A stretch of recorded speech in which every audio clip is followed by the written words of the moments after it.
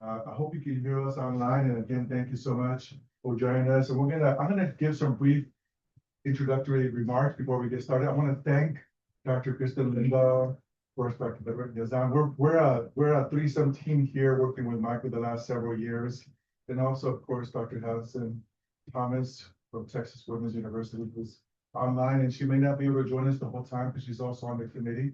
She's boarding a plane very soon, and has been able to share with us some of the comments already. And so I appreciate that very much. And so this is the order of things. Michael Mauricio, Mike will present his dissertation, and then we'll have a chance for some Q&A for folks online and also in person to ask questions. And then the committee will discuss privately the dissertation and then bring him in and have a more sort of one-to-one conversation with him when we might offer additional comments or suggestions on the dissertation. Then we'll come back at the end and hopefully deliver a decision that people might be around for and celebrate with him. But a little bit of background on Mike. Mike has been working with us several years on this Selfies project with Dr. Yazan, Linda, myself, and other folks who are here present. I know I see Amanda and Jerry and Jen and other folks. I'm not sure if other folks might be, but anyway, this is part of a larger project.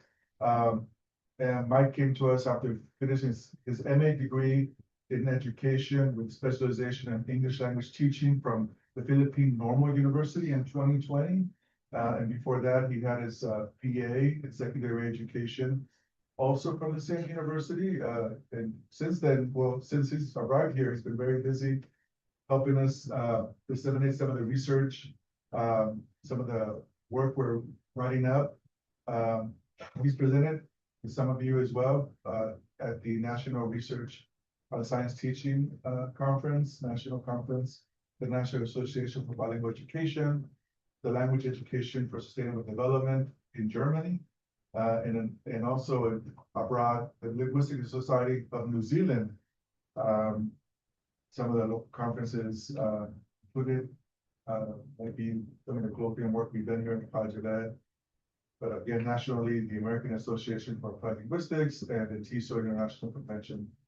So he's been very busy as he gave us his dissertation and share some of his work with other folks in this area. So to that end, I want to welcome again everyone and welcome Mike and look forward to hearing more about his dissertation. All right, thank you very much, Dr. Solis, and good afternoon, everyone. Thank you for being here. I'm Michael Cabantac Mauricio. I'm a first gen and a multilingual educator. And today I will be presenting my dissertation titled Helping Learners Develop Full Bilingual Students with True Bilingual Power, Professional Development, and Identity Negotiation of Highly Experienced Secondary STEM Teachers. And so for this presentation, I will be starting off with an introduction and my positionality. Then I will cover the review of related literature, and I'll talk about the methodology of the study. Then I will present the studies from starting from study 1, 2, and 3, and then I'll talk about the discussion and close it with conclusion and applications. All right, so for those of you who were here before in my dissertation proposal, you might have recognized this timeline that I had. And I did a little bit of update. We're live today. My brother is watching us. If you remember this, I am very thankful because it wasn't a smooth ride. It was not easy, but I'm very grateful that today I'm here in front of you doing this presentation. And yeah, so the university calls it dissertation defense, but for me, it's a panagdadakmo in my language. It's a gathering, because today you're witnessing a very important milestone in my professional journey. And so, I want to make it extra special and memorable. So I brought my wife Mike with me. I love karaoke and I'm gonna sing a song.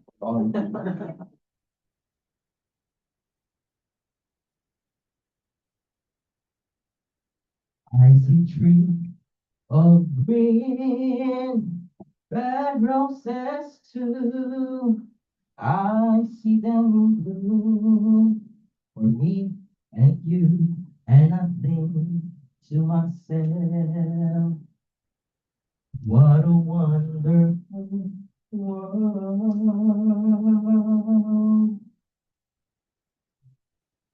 rosy skies of blue and clouds of white. The bright, blessed day, the dark, sacred night, and I think to myself, what a wonderful world. We will continue doing this after me. But you know what really makes this world wonderful, and at least for me, my journey wonderful is because of the people that I've met along the way and the people that I work with. So I'm very fortunate to be affiliated with the following scholars. My dissertation committee, thank you so much, Dr. Jorge Solis. I will never forget you. My dissertation chair and PI of Project Selfies, Dr. Kristen Lindell as well, the principal investigator of Project Selfies, and we have Dr. Frederick Yazan as well as the co-PI of Project Selfies, and we also have Dr. Hani Hansen Thomas from Texas Women's University. Agyaman Apunay, thank you very much as well to my collaborators, soon to be doctors, Amanda, Jerry. We have Karine and Jennifer. And you know, I wanted to acknowledge the U.S. Department of Education and Office of English Language Acquisition and Project Selfies for funding my doctoral studies. Agyaman Apunay as well, and maraming salamat po to the BBL Department, Meeting Center, co-ed, graduate school, College of Business, through their SURE program for all the scholarships, travel grants, and experiential learning that you provided. For you to understand better why I'm very much interested in STEM education, I'd like to take you back to a moment when I did my study abroad in Mexico, and I was assigned to work with STEM teachers and students in their makerspace program. And I was observing students in the room, they were building a lot of stuff, and I asked them, can you tell me about what you're doing? And then the students responded, Espanol or English? I said, oh, okay. And then another class came in. Can you tell me a little bit about what you're doing? Profe, Espanol or English? Oh, okay. And then I shared that through the 3-minute thesis competition that we had in Universidad de Guadalajara. I won first place and I got featured in their podcast. So yeah. So this also reminded me of all the things that I collaborated with my co-teachers in the Philippines for 9 years. I worked with them in designing programs for our STEP students. And so working with Selvies, I've traveled to present studies, conferences in different places here in the US, in Canada, and in Mexico. And that made me really love like STEM education and what can we do as language educators. But like I said earlier, the story is not always exciting. This is my abuela in blue purple shirt, and it was the time in 2024, 3 weeks before my qualifying exam. No one knows about this, only Jerry.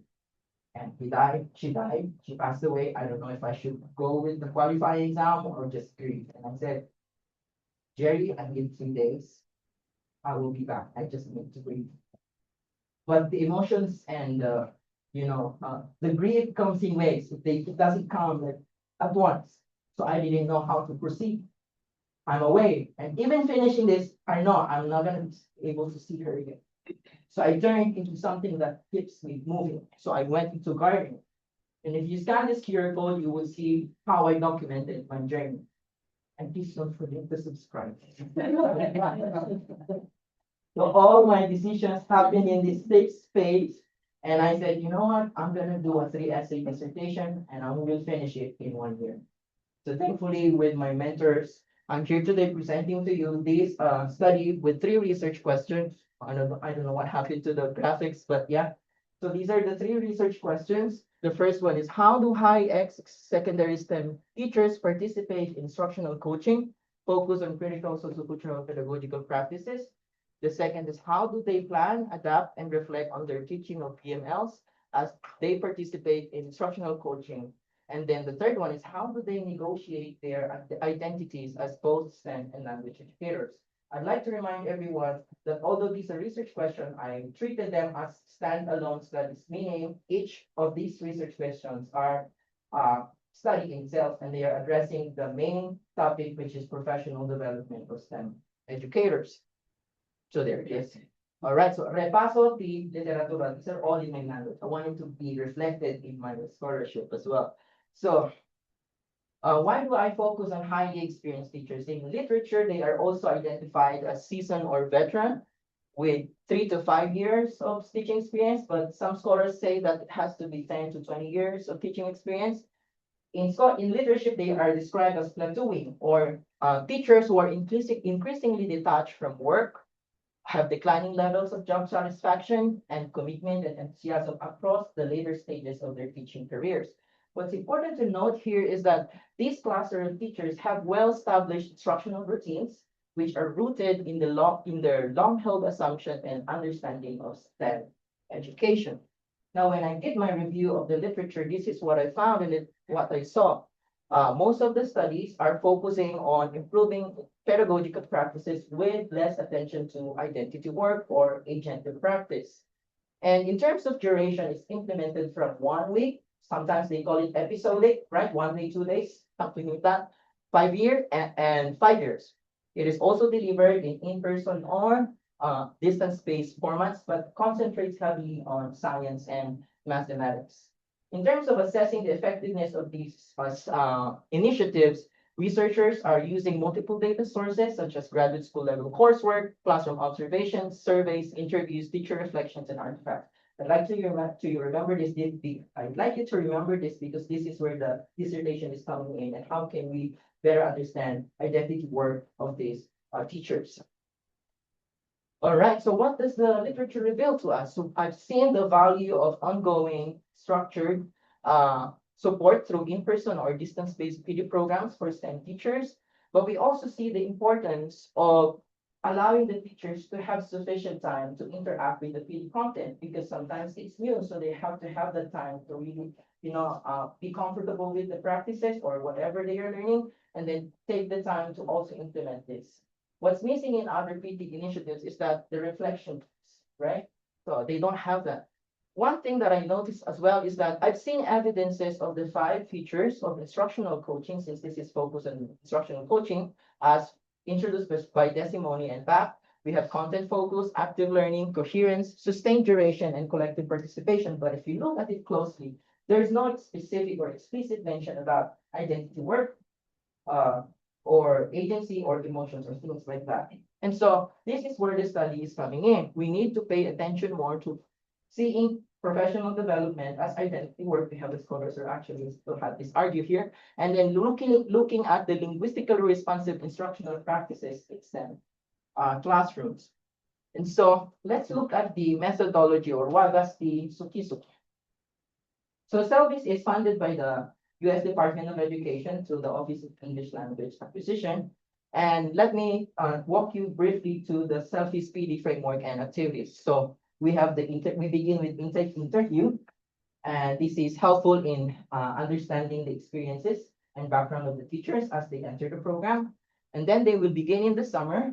They will take graduate level courses, and this is the time where we introduce linguistically responsive and social cultural pedagogy.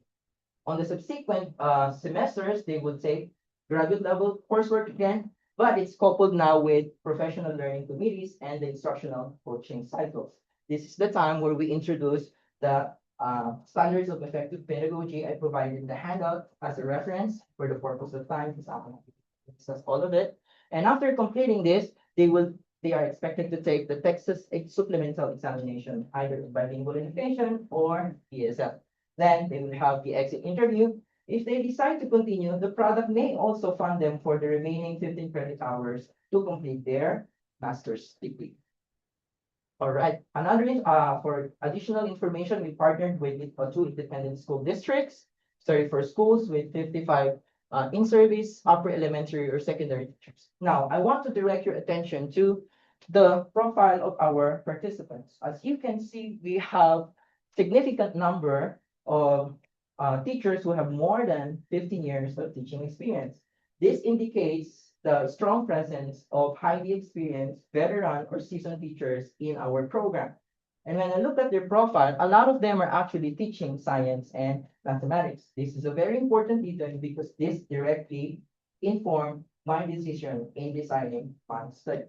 And so in my selection criteria, I included that it has to be teachers with more than 15 years of teaching experience, secondary STEM teachers who completed 3 instructional coaching cycles and at least attended 4 PLCs and passed the 15 credit hour courses. In my previous presentation, I already addressed this, that why are you saying that they are STEM if there's only math and science? We're relying on the interdisciplinary perspective of teaching these fields, right? So there is cohesiveness between these 4 disciplines and also these other learning areas such as language, social studies, and arts. All right. Okay, so let's look at the data sources and foci. So for each case study participant, I analyzed 3 cycles of instructional coaching. That's a total of 9 videos. We have artifacts, professional learning communities, 6 to 8, a digital language story, and 3 interviews. So these data highlighted in blue are the project data. What I added for the dissertation is after they completed the PD, I collected a language portrait. All right, so let me briefly introduce to you my case study participants. So I have here Victoria, pseudonym. She is a mathematics instructional specialist at El Camino ISD with 18 years of teaching experience, born in El Camino and identifies as Hispanic.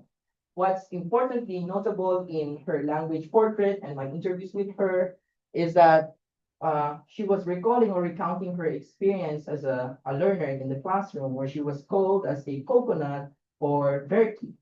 And she also recounted moments when her parents were in the school and they were beaten up by the nuns for speaking in Spanish. And so they did not communicate with her in Spanish. That's why she identifies as a monolingual speaker of English. All right, let's have our case study participant number 2, Camila. She's a 6th to 8th grade mathematics teacher at Market Square Middle School with 19 years of teaching experience. She's born in Mexico and identifies as a fluent Spanish, English bilingual speaker. What's important to note about her story is that she also talked about her childhood memories of migrating from Mexico to the US by crossing the Rio Grande.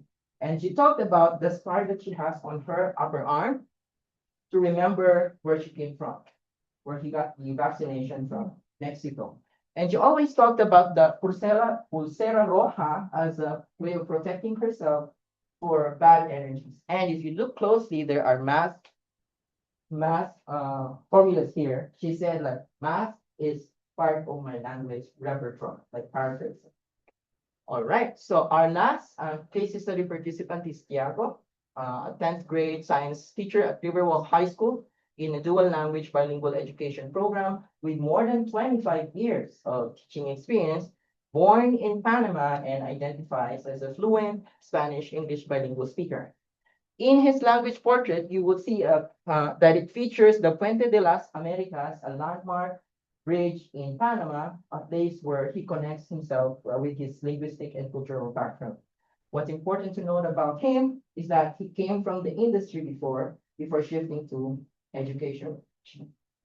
All right, now that we have at least a glimpse of these participants, I'd like to show you an overview of the methodology. So we have here, as I mentioned, the research questions are treated as standalone questions, right? And they have specific data sources used to respond or address the research question. However, I identify them as focal data sources because I still need to look at other data points to provide richer and comprehensive understanding of who they are as participants and the study itself.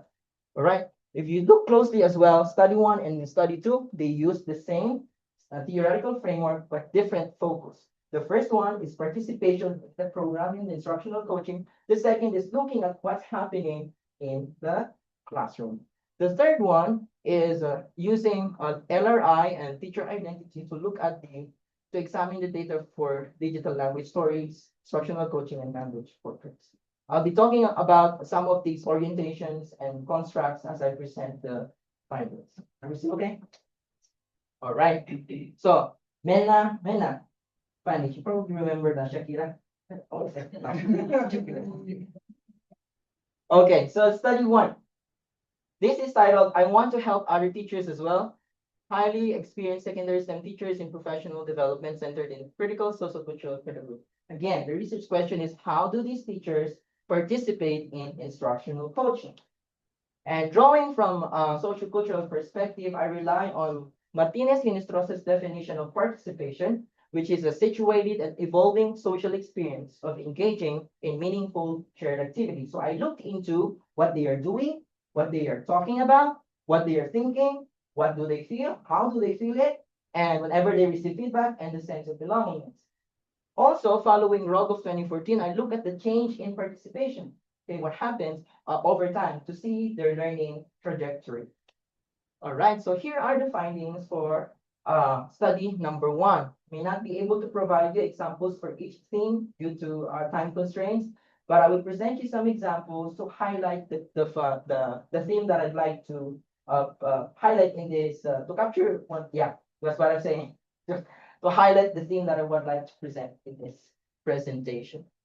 All right, let's look at this one. This is from the third cycle, introductional cycle of Victoria, and these are some of her artifacts, lesson slides. If you look closely, these are about, advertisements or signages about payday loan, and then the concentration of these stores in El Camino, the neighborhood of her students, right? Payday loan is a short-term loan that usually has very high interest rates and targets low-income families.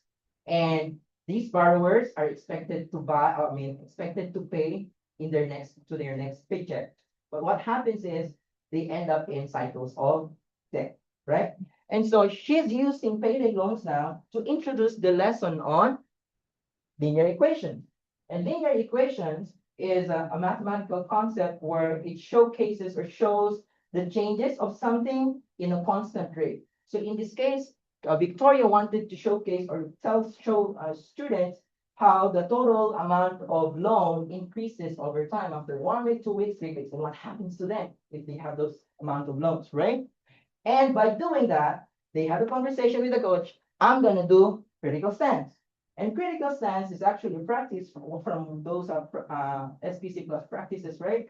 That encourages the students to first question, be critical about social issues, and examine those inequities in the society, right? So that's the goal. So instead of making it neutral, Victoria was actually making it the students to prompt them to ask questions, reflect on this. Why are these stores concentrated in your neighborhood, right? So that's why she described it as stirring the pot, like making them angry, do something, think about it, ask questions. That's the goal of the lesson.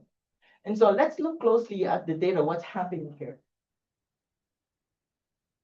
All right, if you look closely, so I presented the data in this way so you have the feel of the dialogue that's happening between the coach and the Victoria. So originally, I was just going to start off with a video, and then you said, well, you should show them a map. I was like, you know what, that's brilliant. And so I decided to start with that and put some pictures, because they see the payday loans are all around them. Notice here that Victoria is very familiar with the neighborhood of her students. So I found some pictures of payday loan places like in the street. So I put those on the front and I put the map of El Camino, the neighborhood, the place where they live. I wanted to have the kids talk about what is that, right? So what's happening here? So basically, Victoria is articulating her pedagogical plan or vision for an interdisciplinary teaching. What's interdisciplinary here? We see they learn math concepts, but we have also payday loan, social issues. They have to make inference with the graph, social studies, right? Math, reading those, even literacy, for example. Then they also have to engage with what's interest, what's rate. So these are all linguistic concepts, mathematical concepts that they have to deal with. So we are seeing here interdisciplinary type of teaching. But what's more interesting here is that when the coach heard it, the coach said, that thing came to mind because of an article that I read. It was with teacher candidates and they had to do a community walk project. She named what she was doing. So that's a validation of what the teacher was thinking. So that's also a validation of her identity as, okay, I'm doing this, it's correct, it's because it's backed up by research. And then we see the connection on one of the orientations in the LRI, social linguistic consciousness, the relationship with language, identity, and social issues, right? So we're seeing that. And in terms of the type of dialogue, we're seeing here exchange of ideas without the need for agreement, right? They're just exchanging ideas to build something for the kids, for a lesson. Okay, number two. Are you okay? Okay. Number two, the second one is, are we learning geography, the title? Highly experienced secondary STEM teachers designing language-rich and interdisciplinary learning experience for bilingual and multilingual learners. The question here is, how do they plan, adapt, and reflect on their teaching of bilingual and multilingual learners? For context, I listed where I got the quotation. It was from Victoria on her third cycle of instructional coaching. And she said, and then one of the kids asked, is this geography? Are we learning geography today? We actually captured that. I had to go back to the video to make sure that we captured that. So I had the transcript as well for that. So here are the findings, but I'd like to want you to pay attention to the third theme. I could do cross-curricular teaching, leveraging reflection for teacher advocacy and collaboration. So again, here is Victoria, just to see connections, right? For you to easily connect what's happening here. The challenge was making it fit in the time we had for the curriculum. She did admit that she was not able to implement it fully, but it's okay. They are exploring the practices. In the math class, it's rough because you have to keep going. But if it was a different situation and we have more time, I guess you know what would be your next step. What can we write letters about this? What is the dialogue we have with our families? I want you to pay attention to that. The focus is critical stance, but she's actually touching contextualization, relating it to what's happening at home, right? Or in the school or in the community, right? And then she said, so like work with the avid teacher or work with the social studies teacher or the ELAR teacher. Hey, this is what we learned about critical stance. I really think it would be a cool idea if they wrote to the council person about this lesson. You know, I guess that's what I should have done. And now I see that. Let's look at it closely. What's happening here? We're seeing here that Victoria is envisioning a cross-curricular collaboration that would allow teachers to, 2 points. As she was learning critical stance, she was also thinking of extending it to other classrooms, not just in her class. That's just sustaining the implementation of critical stance, right? The second one is advocating for her students, promoting continuity of learning. Whatever they are learning in math should be continued in ELAR, should be continued in social studies. So we're seeing two things here, right? Something else, she's also like portraying herself as a resource, like a leader, like I can teach you critical stance. We can do this. Paraphrasing. Okay. Now let's move on to the third. Oh, sorry. What happened? Okay. So the third one is titled They Called Me Coconut. You remember this earlier? Brown but white on the inside. Identity-oriented professional development for highly experienced secondary STEM teachers of bilingual and multilingual learners. The question is, how do the teachers negotiate their identities as both STEM and language educators? So this title is lifted from the language portrait of Victoria. I went to school where the kids called me a coconut because I didn't speak Spanish. I didn't, yeah, because I didn't. I'm brown, but white on the inside. I don't speak any Spanish. All right, here are the findings, and I'd like to highlight theme number 3. Okay, in here, the timeline is very important. The digital story was produced when they started the program, right? After a few months, like a semester, then they had the third pop cycle. That's in spring. Why am I saying that the timeline here is very important? I mentioned earlier that they need sustained, like sufficient time to interact with the practices or whatever PD content they are learning. And so here, during the introduction to linguistics class, Camila, in this context, is predicting something after learning from the linguistics class. She was saying, and allow students to express themselves in their own dialect. Now, an activity that could help everyone in the class to be more culturally aware could consist of a research project on different languages and cultures, where the students could get into groups and come up with a presentation to share. I'm highlighting things because it's going to help us in understanding the next data. How our languages and cultures represent the numbers we use in our class. Let's look at what happened in the third instructional coaching and the classroom observation. This is the output of the student figures. Let's look at it closely. The lesson is about distributive property. It's a mathematical rule where to simplify expressions, we multiply a number within a parenthesis across across the parentheses like this. But Camila did not show any formula or anything like that. She just showed the world problem. America has 4 friends, and she wants to give each friend 2 chocolate bars and a lollipop. How many candy items will she give in total to her? 4 friends. And what she did was, she told the students, I want you to solve this problem, solve it in different ways. Like not saying anything, not even mentioning distributive property. She just said, solve this. And later on, you share it with your peers and then show it to the class. Right? So what happened here? You look at this. 2 chocolate bars and 1 lollipop and 4 friends. This is how the student is making sense of the activity. So what are we seeing here? Let's look what happened after the lesson. We actually had a car conversation about this because we can't just, we kept talking about this. So the coach said, yes, I love that because I think what it did right is the fact that you started off by showcasing a student example that used a very visual presentation. It just highlights first that the way that the student went about it was still correct. There was nothing wrong with the way that they went about it. Second, it showcases to the other students that there are multiple ways for you to get to where you need to get to, right? I thought that was such a great way to show it because that's not usually highlighted as a method to use in math. Let's look at the data closer.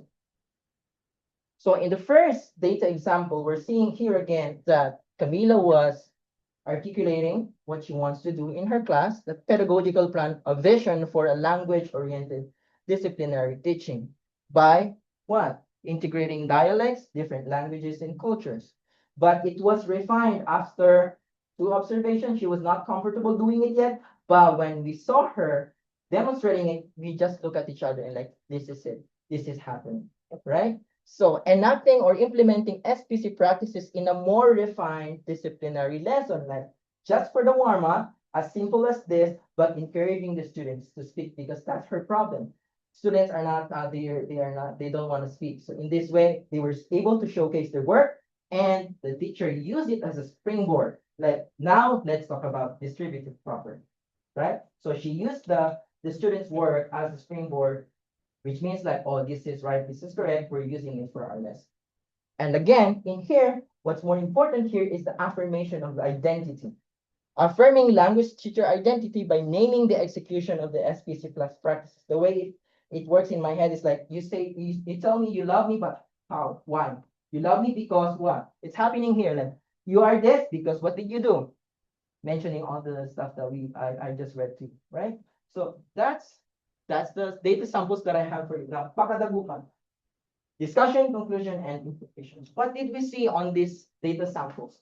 In the first study, we saw that rather than passively imposing knowledge and understanding, Victoria, for example, the teacher participation was characterized by dialogic process, exchanging ideas, such as questioning, clarifying, reflecting on, or prompting, and jointly constructing meaning of the SPC practices based on the expertise of the teacher, right? It's not imposed.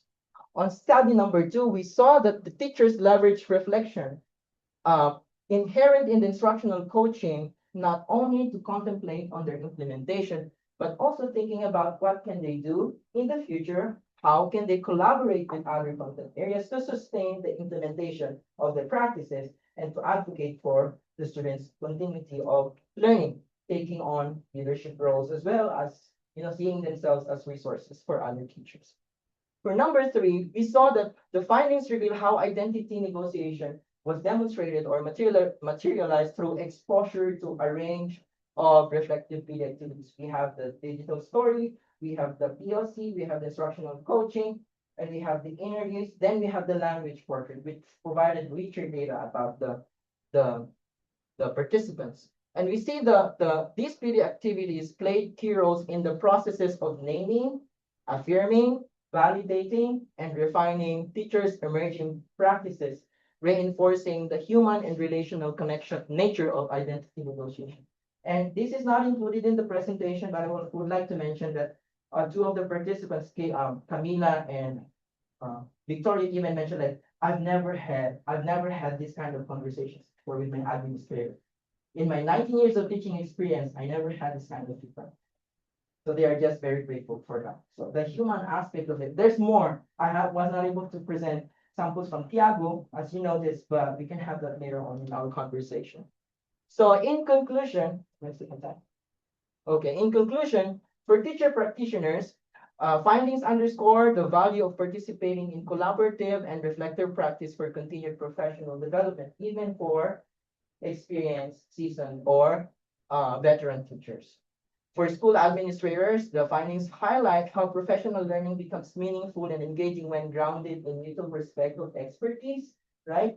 And then that honors teachers' expertise, identity, and emotion. For teacher education programs, we see the strength of partnership between HEIs and schools here.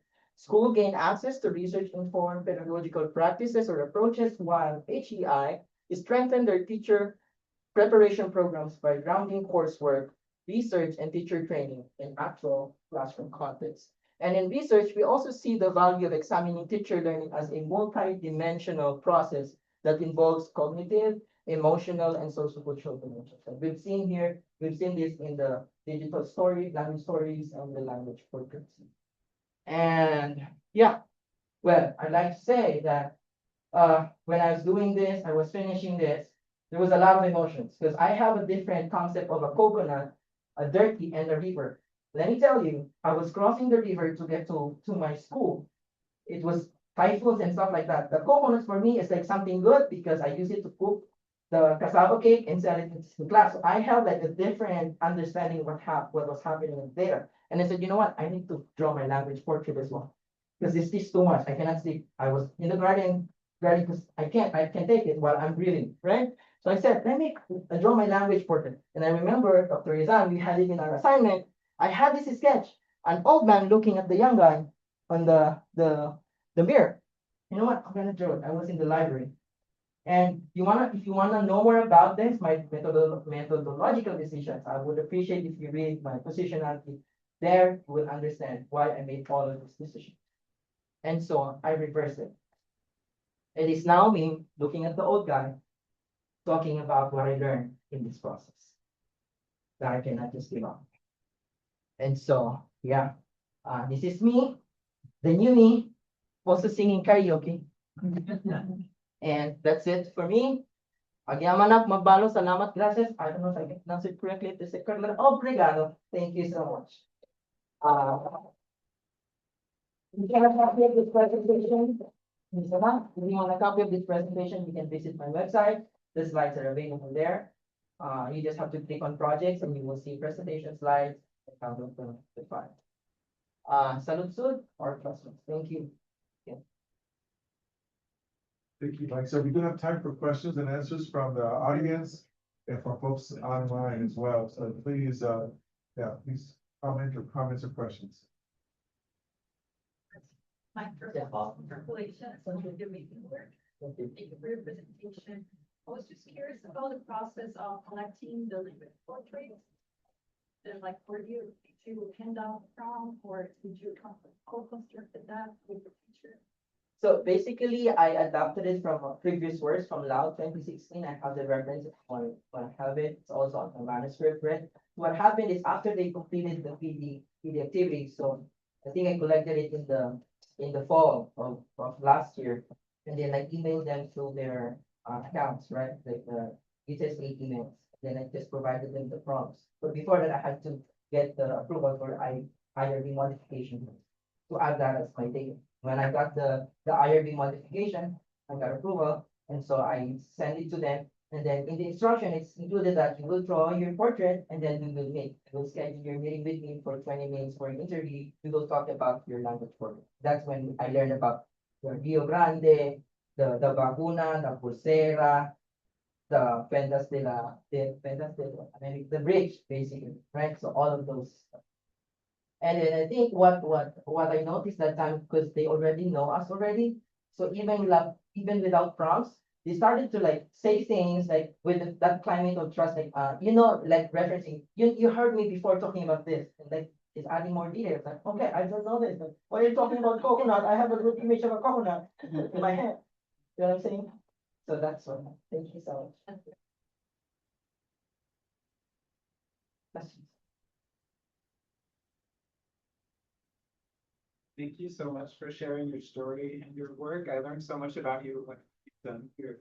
I have a rather selfish question about the implications, but I'm hoping that maybe this would be good for a lot of people in the room. As someone who does teacher training, I'm constantly thinking about what are the most important ethics and principles to try to distill and try to kind of bring to the forefront early on in the process versus what sorts of things can be done in a PD later on in the process. And of course, we're always growing. We should always be growing as teachers and as teacher educators. So my question to you is, based on your work and based on your experience, what do you think might be some of the most important things, considering the effective pedagogy standards you have here and what you've experienced, to start with new teachers? Can you say the question? Sure, yeah. What should we start with when we're training new teachers? We started, I think the first one is really, first work, we have to have the IRBs and stuff, right? And my thing is really get to know about the teachers and recognizing them, respecting as a teacher, because they also have their agency from the past. Because I even had a profession. By the way, I don't know if I'm answering this question. I was not leading the instructional project just for transparency, because I felt that in my heart, I never teach in US. So I felt that I don't have authority to like tell people like, hey, you should put this in that, although it was conversation. I think that was my internal, but I was like co-facilitating all of those. If you notice all the videos, I was not leading it because I was just not confident by myself. At least I have something. So going back to the question, yeah, I think it's good to understand as well where they come from, their background, because that's where you can really see the to build the climate of trust. If they and then be vulnerable as well. I think I learned it from our class as well. If they talk about this, we have to make sure that we also vulnerable say it as well. And not just for you have to say it, but because it should be the nature of the training. I don't know how to say the question. Like, cool.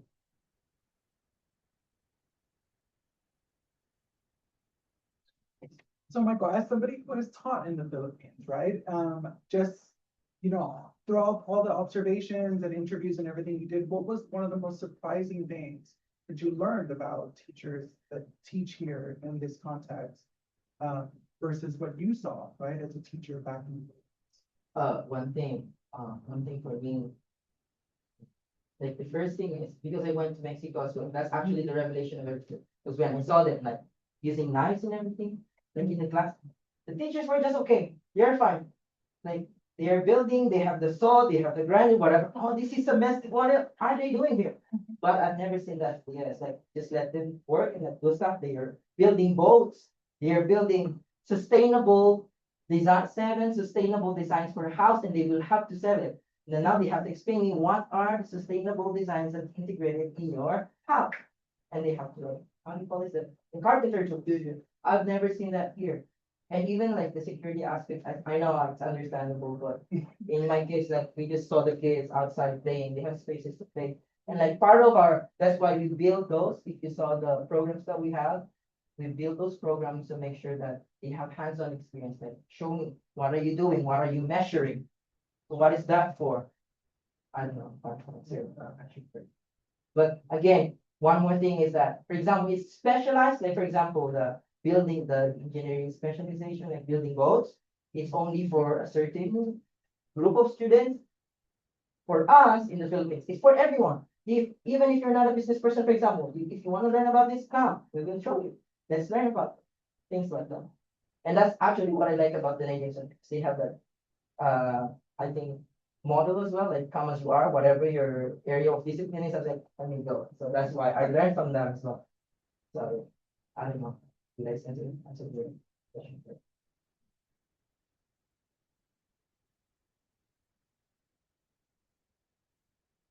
Any questions from the online people? All of those situations?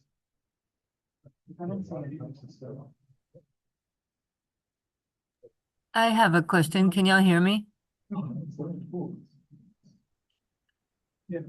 Yeah. So, Michael, I'm wondering, have you talked to Victoria, Camila, and Ty? How do you say his name? Tiago, about the implications that you've come up with from your research? And if not, how do you plan to, and what would you share with them about this? Yeah, actually, is that Dr.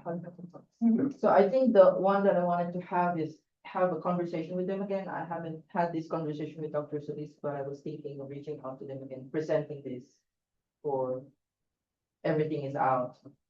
Talk to them about this. I did have initial conversation already with Victoria to kind of like, is this true? Is this right? With my interpretation, could you please tell me if this is my interpretation was correct? And about the implications, I still have to, yeah, have a conversation on how to approach them with the guidance of my mentors, Dr. Hansen. And do you have potential publication homes for these 3 individual papers? Are you ready to submit them?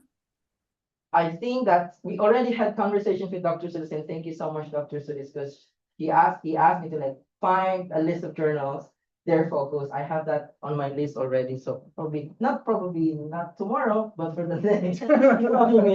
I wanted to do my publications as well, because that's also included in my positionality. I talk about it, because main reasons why I'm doing the essay dissertation. And thank you so much, Dr. Halid Hansen Thomas, for looking at the positionality and for your feedback as well. I appreciate it.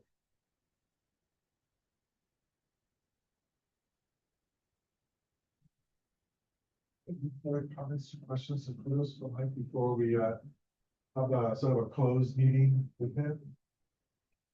Thank you. Any final remarks before we close off for right now? No. Oh, look at that. Thank you. Okay, do you want me to finish this? I said you would, that's fine. I got too much actually. I was hiding it because I'm like, well, thank you so much. It's been a journey. Yeah, I just want to thank the project office for all I've learned a lot from each project and for the support, especially to my collaborators. Jerry, you know this, and in the toughest times that I was, thank you so much for being there. Just go and take your time. Come back when you're good.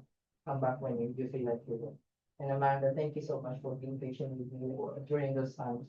And thank you for the conversation in the car that we had after our We're Changing the World conversations in your cars. Thank you for picking me up every time I needed the ride. Thank you so much. So for all the friends, Jen, thank you so much. Dr. Solis, I just wanted to say this one thing that I will never forget about Dr. Solis was during my 3-minute thesis competition. I know he was busy, but he just showed up that time, and I will never forget you for that. And he just left, but I know that.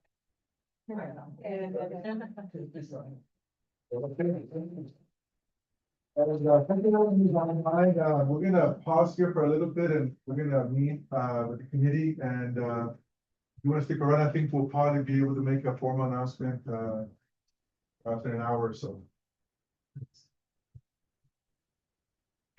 Mike, we're gonna